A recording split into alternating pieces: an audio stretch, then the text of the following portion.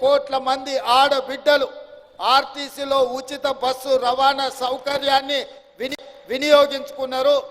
దానికి సంబంధించి దాదాపుగా 4,000 కోట్ల రూపాయలు ఈరోజు రోడ్డు రవాణా సంస్థకు రాష్ట్ర ప్రభుత్వం బదిలీ చేయడంతో నష్టాలలో ఉన్న ఆర్టీసీ సంస్థ ఈరోజు లాభాలలో నడుస్తుంది.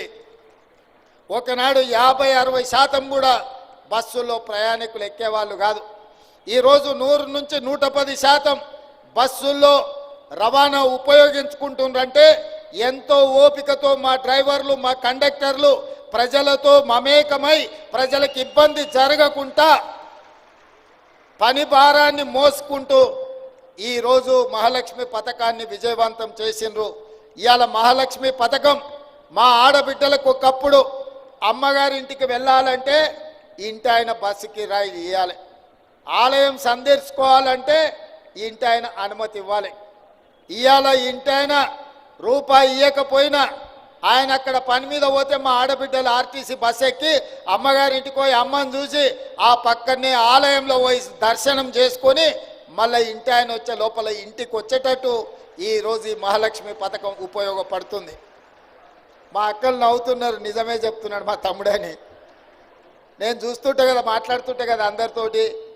ఒక్కొక్క మహిళకు ఈ వేదిక మీద నుంచి చెప్పదలుచుకున్న, ఉద్యోగం చేసే ఆడబిడ్డలకు, చదువుకోవడానికి వెళ్ళే ఆడబిడ్డలకు 5,000 నుంచి 7,000 రూపాయలు రోజుకు యావరేజ్గా 35 నుంచి 40 రూపాయలు ఆడబిడ్డలకు సేవింగ్ వస్తుంది. ప్రతి నెల ఒక్క ఆడబిడ్డ ఆర్టీసీ బస్సులో బస్సు కిరాయిల పైసలు 5 నుంచి 7,000 రూపాయలు మిగులుతున్నాయంటే ఈరోజు ఆడబిడ్డలు సంవత్సరం తిరిగే లోపల 1,00,000 రూపాయలు ఆదా చేసుకుంటారు. ఇవాళ ఇంటి ఆయన చేతిలో ఆ 1,00,000 ఉంటే ఆయన సాయంత్రం అయితే బెల్ట్ షాపులు ఇస్తాడు. కానీ మా ఆడబిడ్డల దగ్గర ఆ 1,00,000 ఉంటే వాళ్ళ బిడ్డల్ని బడికి పంపించి మంచి చదువులు చెప్పించి ఈ రాష్ట్ర ప్రయోజకులుగా బిడ్డల్ని తీర్చిదిద్దుతున్నారు. పండగ వస్తే ఆడబిడ్డకు బట్టలు పెట్టాలన్న ఆలోచన ఈ సేవింగ్స్తో చేస్తున్నారు. ఇంటి కిరాయి కొంచెం మంచిగా ఉండాలి, పండుగ వస్తే బాగా చేసుకోవాలని ఈ 5 నుంచి 7,000 రూపాయలు ప్రతి నెల మా వాళ్ళకి ఏదైతే మిగులుతున్నాయో ఈరోజు ఆ రకంగా కుటుంబాన్ని ఆదుకోవడానికి ఉపయోగపడుతున్నాయి. ఇదే కాదు, 200 యూనిట్లు పేదవాళ్ళ ఇంటికి ఉచిత కరెంటు 200 యూనిట్లు ఇవ్వడంతో దాదాపుగా 700-800 రూపాయలు ఈరోజు పేదవాళ్లకు మిగులుతున్నాయి. అదేవిధంగా 500 రూపాయల సిలిండర్, నెలకొక్క సిలిండర్ వేసుకున్నా యావరేజ్గా 500 రూపాయలు అట్లా మిగులుతున్నాయి.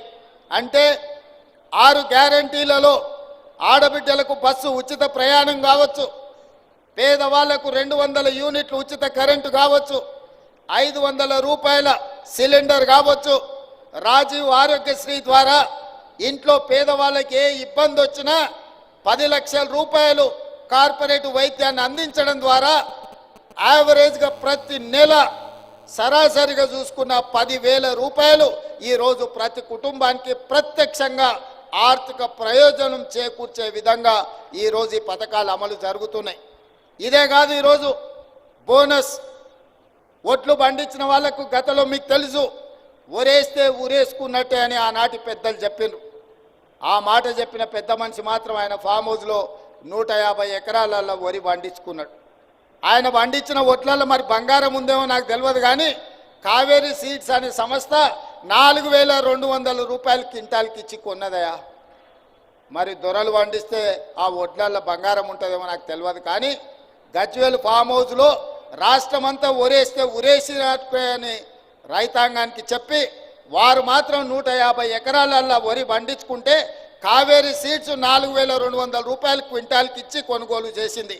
ఆనాటి పరిస్థితులు అవి. మరి ఈనాడు రైతాంగం కష్టాలు గుర్తించి రైతులను ఆదుకోవాలని, వ్యవసాయం దండుగ కాదు వ్యవసాయాన్ని పండుగ చేయాలని, ఇది రైతు రాజ్యమని నిరూపించడానికి 25,35,000 మంది రైతు కుటుంబాలకు మొదటి సంవత్సరంలోనే 21,000 కోట్ల రూపాయల రైతు రుణమాఫీ చేసి 2 లక్షల రూపాయల వరకు రైతులకున్న అప్పుల నుంచి రుణ విముక్తుల్ని చేసి ఇవాళ 25 లక్షల మంది రైతులను అప్పుల ఊబిలో నుండి బయటికి తీసుకొచ్చినాం. 21,000 కోట్ల రూపాయలు రైతుల ఖాతాలో వేసినాం. ఇదే కాదు, ఓరేసుకుంటే ఊరేసుకున్నట్టు కాదు. ఓరేసుకోండి, గిట్టుబాటు ధర ఇవ్వడమే కాదు, మీకు 500 రూపాయల బోనస్ ఇస్తామని చెప్పి ఇవాళ ఈ రాష్ట్రంలో రైతాంగాన్ని వరి పండించమని ప్రోత్సహించినందుకు ఈరోజు భారతదేశంలోనే రికార్డు. స్వతంత్రం వచ్చినప్పటి నుంచి ఈనాటి వరకు ఉమ్మడి రాష్ట్రంలో కానీ పంజాబ్ రాష్ట్రంలో కానీ ఏ రోజు కూడా 1,53,00,000 మెట్రిక్ టన్నుల వరి ధాన్యం ఉత్పత్తి చేయలేదు. మొట్టమొదటిసారి తెలంగాణ రాష్ట్రంలో ఈ వానాకాలంలో రైతులు 1,53,00,000 మెట్రిక్ టన్నుల వడ్లు పండించి దేశానికి ఆదర్శంగా నిలబడ్డారు. చివరి గింజ వరకు రైతులు పండించిన పంటను సన్న వడ్లను మొత్తం 500 రూపాయల బోనస్ ఇచ్చి ఇవాళ మన ప్రభుత్వం కొనుగోలు చేయడం ద్వారా రైతులకు అండగా నిలబడతామని ఒక భరోసా ఇచ్చినాం. భవిష్యత్తులో కూడా తెలంగాణ రైతాంగాన్ని నేను విజ్ఞప్తి చేస్తున్నా, దొడ్డు వడ్లు పండించకండి, దొడ్డు బియ్యం తినే పరిస్థితులు లేవు. రేషన్ షాపుల్లో దొడ్డు బియ్యం ఇస్తే మళ్ళీ రేషన్ షాపులో బ్లాక్ మార్కెట్లు అమ్ముకుంటుండే, ఎవరు తింటలేరు. హాస్టళ్లలో పిల్లలకు పెడితే ఆహార కల్తీ అయిందనే ఆరోపణలు వస్తున్నాయి.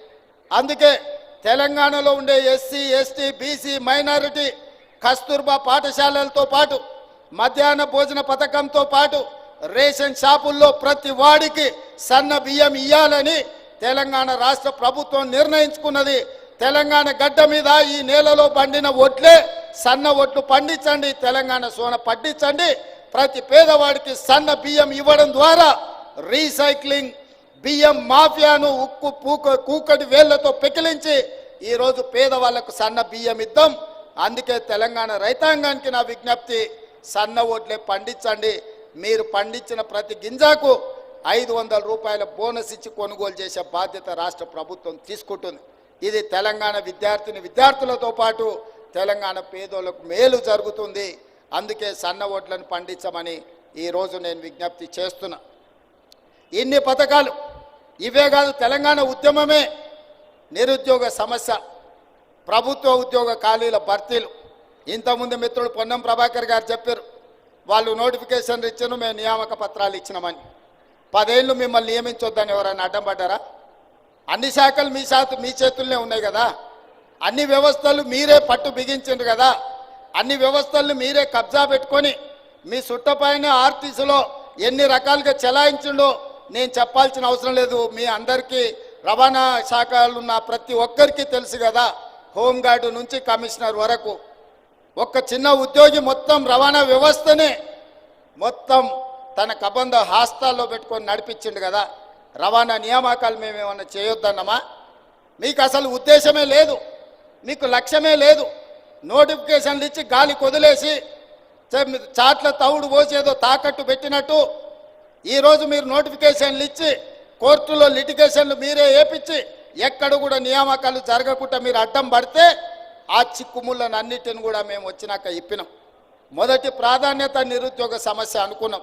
అందుకే మీరు నోటిఫికేషన్లు ఇచ్చి పారిపోతే 10 సంవత్సరాలు నియామకాలు చేపట్టకపోతే కోర్టుల్లో మూలుగుతున్న కేసులను అన్నిటిని పరిష్కరించి నిన్నటి గ్రూప్ 4 నియామకాలతోని మొదటి సంవత్సరంలో 55,143 ప్రభుత్వ ఉద్యోగ నియామకాలు చేపట్టి ఇంక్లూడింగ్ మీ డిపార్ట్మెంట్లో కారుణ్య నియామకాలే కాకుండా 113 మంది మీ ట్రాన్స్పోర్ట్లో ఆఫీసర్స్ నియామకంలో 97 మంది నియామక పత్రాలు మీ ట్రాన్స్పోర్ట్ కార్యాలయంకి వచ్చి నేను ఇచ్చిన వాటితో సహా ఈరోజు 55,143 ఉద్యోగాలు ఈరోజు మేము ఇచ్చినాం. ఎల్బీ స్టేడియంలో ఇచ్చినాం, పెద్దపల్లిలో ఇచ్చినాం, ఇక్కడ అంబేద్కర్ సాక్షిగా ఇక్కడ పట్టాలు ఇచ్చినాం. ఇంతమందికి ఉద్యోగాలు ఇచ్చిన రాష్ట్రం ఏదైనా ఉందా అని నేను అడుగుతున్నా. దేశంలో ఉన్న 29 రాష్ట్రాలలో అధికారంలో ఉన్న గొప్ప గొప్ప నాయకులుగా చెప్పుకునే వాళ్ళను ప్రధానమంత్రితో సహా దిగిపోయిన ముఖ్యమంత్రి కూడా నేను సవాలు విసురుతున్నా. స్వతంత్రం వచ్చినప్పటి నుంచి ఏ ఒక్క సంవత్సరమైనా ఏ రాష్ట్రమైనా 55,000 ఉద్యోగాలు ఇచ్చిన చరిత్ర ఉన్నదా? తెలంగాణ గడ్డ మీద నా ప్రభుత్వం, మా ప్రభుత్వం, మీ ప్రభుత్వం, ప్రజా ప్రభుత్వం 55,000 ప్రభుత్వ ఉద్యోగ నియామక పత్రాలు అందించడం ద్వారా ఏ లక్ష్యం కోసం నిరుద్యోగ యువకులు ఉద్యమాల బాట పట్టినరో, ఏ లక్ష్యం కోసం శ్రీకాంతాచారి, కానిస్టేబుల్ కిష్టయ్య, యాదయ్య, ఈశాన్ రెడ్డి, వేణుగోపాల్ రెడ్డి ప్రాణ త్యాగాలు చేసినరో ఆ లక్ష్య సాధనలో మొదటి సంవత్సరంలో 55,000 ఉద్యోగ నియామక పత్రాలు ఇచ్చి ఆ దిశగా మా ప్రభుత్వం అడుగులు వేస్తుంది. వాళ్ళ లక్ష్యం కోసం వాళ్ళు కన్న కలలను నెరవేర్చడానికి ఈరోజు మా ప్రభుత్వం నిరంతరం కృషి చేస్తుంది అని నేను ఈ వేదిక మీద నుంచి గొప్పగా నేను చెప్పదలుచుకున్నా. ప్రతి వాళ్ళను తలలు లెక్క పెడతాం. ఎవరికైనా అనుమానం ఉంటే ఇదే నక్లెస్ రోడ్డు మీద 55,143 మందిని ఇక్కడ పిలిపిస్తాం. మోడీ గారు, చంద్రశేఖరరావు గారు ఇక్కడ నిలబడండి, ఒక్కొక్కరి తల పెట్టుకోండి. ఒక్క తల తగ్గినా ఇక్కడనే మీకు క్షమాపణ చెప్పడానికి ముఖ్యమంత్రిగా నేను సిద్ధంగా ఉన్నా. ఇది మా చిత్తశుద్ధి, ఇది మా పట్టుదల, ఇది మా పరిపాలనకు గీటురాయి. అందుకే ఈరోజు ఈ లక్ష్య సాధనలో మేము ముందుకు వెళ్ళాలి అంటే ఇంకా మీరు మమ్మల్ని బలంగా ఆశీర్వదించాలి. ఇవాళ ఢిల్లీ నగరం మీరు చూస్తున్నారు టీవీలలో, పేపర్లలో, వాయు కాలుష్యం పెరిగిపోయి, శబ్ద కాలుష్యం పెరిగిపోయి ఢిల్లీ నగరానికే సెలవు ఇచ్చిండ్రు. పాఠశాలలలో పిల్లలు బడికి పోయే పరిస్థితి లేదు. ఇంటికాడ ఆన్లైన్లో చదవమంటారు. ఉద్యోగస్తులు ఆఫీసులకు పోయే పరిస్థితి లేదు. పార్లమెంటు జరిగే పరిస్థితి లేదు. నిన్నగాక మొన్న నితిన్ గడ్కరీ గారు, సెంట్రల్ ట్రాన్స్పోర్ట్ మినిస్టర్, స్పష్టంగా చెప్పిండు, ఢిల్లీకి వస్తే నా ఆరోగ్యం దెబ్బతింటుంది, నేను ఢిల్లీకి రానని ఒక కేంద్ర మంత్రి చెప్పిండంటే ఈరోజు ఢిల్లీ దేశ రాజధానిలో ఉన్న పరిస్థితులు, కాలుష్యాన్ని ఒక్కసారి అంచనా వెయ్యండి అని చెప్పి నేను ఈ తెలంగాణ ప్రజానికానికి నేను చెప్పదలుచుకున్నా. కేంద్ర మంత్రిగా ఉన్న నితిన్ గడ్కరీ గారు స్వయంగా స్టేట్మెంట్ ఇచ్చారు. ఢిల్లీలో పొల్యూషన్ అనేది పీక్స్ పోయింది, నేను ఢిల్లీకి వచ్చినప్పుడల్లా నా ఆరోగ్యం దెబ్బతింటుంది, దీన్ని ఏం చేయాలో తెలియని పరిస్థితి వచ్చిందని ఢిల్లీ మొత్తాన్ని సెలవు ప్రకటించి ఢిల్లీని బంద్ పెట్టే పరిస్థితి వచ్చింది. అంటే తొందరలోనే ఢిల్లీ నివాస యోగ్యత పట్టణాల నుంచి తొలగించి అక్కడ ఉంటున్న వాళ్ళు ఇతర ప్రాంతాలకు తరలి వెళ్ళిపోయే పరిస్థితి ఉంది. అదేవిధంగా బెంగళూరులో ట్రాఫిక్ జాములు మీరు చూసారు.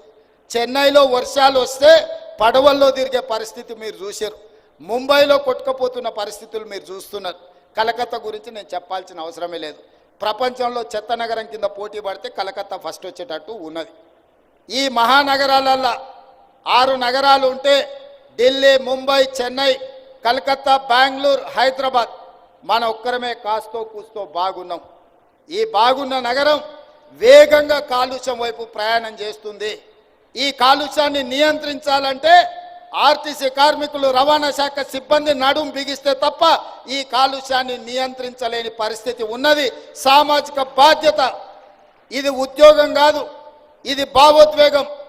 ఈ నగరం నిర్మానుష్య నగరంగా మారకుండా ఉండాలి అనంటే రవాణా శాఖ క్రియాశీలకంగా పనిచేయాలి, చట్టాలను పకడ్బందీగా అమలు చేయాలి. ఈ నగరంలో కాలుష్యాన్ని వెదజల్లుతున్న వాహనాలను నియంత్రించాలి. నియంత్రించడమే కాదు, నిరోధించాలి. నిరోధించిన వాటిని 15 సంవత్సరాలు పూర్తయితే వాటిని స్క్రాప్కు పంపించాలి. అందుకే స్క్రాప్ పాలసీ తీసుకొచ్చినాం. కాలం చెల్లిన వాహనాలను స్క్రాప్కు పంపించాల్సిన బాధ్యత మీ మీదనే ఉన్నది. అదేవిధంగా ఇవాళ డీజిల్, పెట్రోల్, ఇతర ఇంధనాల వల్ల విపరీతమైన కాలుష్యాన్ని వెదజల్లుతున్నాయి. మరి దీన్ని నియంత్రించాల్సిన బాధ్యత మన మీద లేదా? అందుకే ఈరోజు మనం ఈ ఎలక్ట్రిక్ వాహనాల కోసం రవాణా ఛార్జెస్ 0 చేసినాం. ఒక్క పైసా లేదు. వెహికల్ కొనుక్కుంటే వితౌట్ ఎనీ ఫీజ్ మనం బండ్లను రిజిస్ట్రేషన్ చేస్తున్నాం. కాబట్టి ఈరోజు నగరంలో ఆ వాహనాల కొనుగోలు పెరగాల్సిన అవసరం ఉన్నది. ప్రజలకు అవగాహన కల్పించాల్సిన బాధ్యత అధికారుల మీద ఉన్నది. ఇదే కాదు, ఈరోజు గ్రేటర్ హైదరాబాదే కాదు, ఔటర్ రింగ్ రోడ్డు నుంచి మొత్తం ఔటర్ రింగ్ రోడ్ ఇన్సైడ్ ఉన్న నగరం హైదరాబాద్ కావచ్చు, సికింద్రాబాద్ కావచ్చు, మల్కాజ్గిరి కావచ్చు, చేవెళ్ళ పార్లమెంటు కావచ్చు, కొంత Medak parliament outer ring road లోపల ఇది మొత్తం ఒక మహానగరం. ఈ ఔటర్ రింగ్ రోడ్ ఇన్సైడ్ ఉన్న core urban Hyderabad, core urban రీజియన్లో ఈరోజు ఆర్టీసీ బస్సులు 3,000 ఉన్నాయి. ఈ 3,000 బస్సులు దాదాపుగా 90% డీజిల్ మీద నడుస్తున్నాయి. ఈ 3,000 బస్సులు డీజిల్తో ఇట్లనే నడుస్తే కాలుష్యాన్ని నియంత్రించలేము. అందుకే రాబోయే 2 సంవత్సరాలలో అన్ని ఆర్టీసీ బస్సులను ఔటర్ రింగ్ రోడ్ అవతలికి పంపించి 3,000 ఎలక్ట్రిక్ బస్సులు కొని ఈ హైదరాబాదు నగరాన్ని కాలుష్య రహిత నగరంగా చేయడానికి రాష్ట్ర ప్రభుత్వం అన్ని విధాలుగా ప్రయత్నం చేస్తుంది. కేంద్ర ప్రభుత్వ సహకారం తీసుకుంటుంది. తొందరలోనే 2 సంవత్సరాలు పూర్తి చేసే లోపల 3000 ఎలక్ట్రిక్ బస్సులను కొని హైదరాబాదు నగరంలో ఔటర్ రింగ్ రోడ్డు లోపల డీజిల్తో నడుస్తున్న అన్ని బస్సులను ఇతర ప్రాంతాలకు తరలించి ఈ నగరాన్ని రక్షించడానికి పూర్తిగా ప్రయత్నం చేస్తాము. ఆ దిశగా నేను మీకు హామీ ఇస్తున్నా. అదేవిధంగా రెండవ భాగం కార్లు, ఊబర్ కానీ ఇతర ట్రాన్స్పోర్ట్లో నడిచేటివి. ఆ తర్వాత ఆటోలోళ్ళు పాపం గిట్టుబాటు ధర లేక డీజిల్ బదులు కిరోసిన్ పోసి నడుపుతున్నారు. పట్టుకుంటే ఒక బాధ, పట్టుకోకపోతే ఇంకో బాధ. ఫైన్ వేస్తే ఓ బాధ, ఫైన్ వేయకపోతే ఇంకొక బాధ. వేస్తేనేమో సంఘాలు వస్తాయి, వేయకపోతేనో అధికారులు మిమ్మల్ని తిడతారు. రవాణా శాఖకే ఉంది. పట్టుకోకపోతే ఎలక కోపం, ఇడిచిపెడితే పిల్లి కోపం అన్నట్టు 2 దిక్కుల మీకే ఇబ్బంది ఉంది. అందుకే ఇవాళ నేను మా రవాణా శాఖ మంత్రి గారికి సూచన చేస్తున్నా, ఈ డీజిల్ ఆటోలు అన్నిటిని కూడా ఔటర్ రింగ్ రోడ్ అవతలికి పంపించండి. వాళ్ళందరూ ఎలక్ట్రిక్ ఆటోలు కొనుక్కుంటే వాళ్ళకి ఏ రకంగా మనం ప్రత్యేక పథకాలు ఇవ్వగలమో వాటిని మీ అధికారులతో మాట్లాడి ఒక ప్రణాళిక తీసుకురండి. ప్రతి పేదవాడు ఎలక్ట్రిక్ ఆటో కొని హైదరాబాదు నగరంలో నడుపుకుంటే వాళ్ళని ఏ విధంగా ఆదుకోవాలనో ఒక ప్రత్యేకమైన పథకం తీసుకురండి. ఈ నగరంలో తిరుగుతున్న డీజిల్ ఆధారిత ఆటోలు అన్నిటిని కూడా నగరం బయటికి పంపించడం ద్వారా ఈ నగరాన్ని కాలుష్య రహిత నగరంగా తీర్చిదిద్దాలి. ఇవే కాదు, చెరువులు, కుంటలు, నాలాలు ఆక్రమించుకున్నారు. ఇవాళ ఆక్రమించుకోవడంతో ఆ చెరువులలో ఉండాల్సిన నీళ్లు, తగ్గాల్సిన కాలుష్యం రోడ్ల మీదకి వస్తుంది. రోడ్ల మీద నుంచి మన ఇండ్లకు వస్తుంది. ఇండ్లకు వచ్చిన కాలుష్యం మనం పీల్చుకుంటే గుండెలకు పోతుంది. దాంతో క్యాన్సర్ వస్తుంది, విపరీతమైన రోగాలు వస్తున్నాయి. మనకు మనమే విధించుకున్న మరణ శిక్ష ఇది. ఈ మరణ శిక్ష నుంచి బయటపడాలంటే దేవుడిచ్చిన వరం మూసీ నది. మూసీ నదిని పునరుజ్జీవింపజేసుకొని మూసా పరివాహక ప్రాంతం, ఈసా పరివాహక ప్రాంతం నుంచి వచ్చే నీళ్ళు వర్షాకాలంలోనే వస్తాయి. కానీ సంవత్సరం మొత్తం మూసీ కలకలలాడాలంటే గోదావరి నదిని మూసీతో అనుసంధానం చేసి ఉస్మాన్ సాగర్, హిమాయత్ సాగర్ నుంచి మూసీ మొత్తం ఎప్పటికప్పుడు మంచి నీళ్లను ప్రవహింపజేయడం ద్వారా ఈ మూసీలో ఉన్న కాలుష్యాన్ని కడగొచ్చు. హైదరాబాదు నగరాన్ని పట్టి పీడిస్తున్న ఈ కలుషితమైన వాతావరణం నుంచి మన నగరాన్ని కాపాడుకోవచ్చు. ఇవన్నీ చెయ్యాలి, ఇవన్నీ జరగాలి అంటే మీ ఆశీర్వాదం ఉండాలి. అందుకే ఈరోజు ఈ నగరాన్ని కాలుష్యం నుంచి కాపాడాలి. మన కళ్ళ ముందల్నే స్పెయిన్ మన చూసినాం. కొన్ని వేల కార్లు, కొన్ని లక్షల కోట్ల రూపాయల నష్టం స్పెయిన్లో కొట్టుకపోయింది. అది వేరే దేశం. కానీ ఢిల్లీ మనం కళ్ళతో చూసినాం, చెన్నై మన కళ్ళతో చూసినాం, ముంబై మన కళ్ళతో చూసినాం. మరి మన హైదరాబాద్ను కూడా ఇంకొక కల్లోలిత నగరంగా మనం మార్చుకుందామా? లేదా కొంత కఠినమైన నిబంధనలు పాటించి వాటిని అమలు చేయడం ద్వారా రవాణా శాఖకు మనం సహకరించి ఆర్టీసీ కార్మికులను మనం ప్రోత్సహించి ఈ కాలుష్యాన్ని నియంత్రించినప్పుడే మన బతుకులు బాగుపడతాయి, మన జీవన ప్రమాణాలు పెరుగుతాయి. మనం ఇంకా 100 ఏళ్ళు బతకడానికి అవసరమైన వాతావరణాన్ని నగరంలో తెచ్చుకోవాలి. ఈ నగరంలో ఇవన్నీ తెచ్చుకోవాలి అని అంటే రవాణా శాఖ పూర్తి స్థాయిలో పని చేయాలి, ప్రజలు వాళ్లకు సహకరించాలి. అందుకే మిత్రులారా, ఈ హైదరాబాదు నగరాన్ని కాలుష్య రహిత నగరంగా మార్చడానికి అవసరమైన నియమ నిబంధనలు, విధి విధానాలను మా ప్రభుత్వం తీసుకొస్తుంది. కొన్నిసార్లు నిబంధనలు కఠినతరమైన వాటిని అమలు చేస్తాం. అధికారులకు వాటిని అమలు చేసేటప్పుడు స్వేచ్ఛనిస్తాం. మీరందరి నగరం మనది. ఈ నగరంలో మనమే ఉన్నాం. మనం కాదు, మన భవిష్యత్ తరాలు ఇక్కడ నివసించాలి. ఈ నగరం అద్భుతంగా రాణించాలి. ఈ నగరం విశ్వ నగరంగా అభివృద్ధి చెందాలి అనంటే మా రవాణా శాఖ పూర్తి స్థాయిలో పని చెయ్యాలి. సంపూర్ణంగా మీరు చేస్తారనే నమ్మకం, విశ్వాసం నాకున్నది. మా మిత్రుడు పొన్నం ప్రభాకర్ గారు ఏ విధంగా అయితే తెలంగాణ ఉద్యమంలో క్రియాశీలక పాత్ర పోషించిండో ఈ కాలుష్యాన్ని తరమడంలో కూడా అదే విధంగా ఒక ఉద్యమకారుడు అవతారం ఎత్తి ఈ కాలుష్యాన్ని పారదోలి ఈ నగరాన్ని కాపాడుకోవడానికి, ఒక అద్భుతమైన నగరంగా నిర్మించుకోవడానికి మీ అందరి సహకారం ఉండాలి. మీ సమస్యల్ని ఎప్పటికప్పుడు చర్చించడం ద్వారా మీ సమస్యల్ని పరిష్కరించుకుంటూ ముందుకు వెళ్తాం. ఈ సంవత్సరం ఏ విధంగా అయితే మీరు సహకరించిండ్రో భవిష్యత్ కాలంలో కూడా మీ సహకారం సంపూర్ణంగా ఉండాలని తెలియజేస్తూ మీ అందరి దగ్గర సెలవులు తీసుకుంటున్న మిత్రులారా.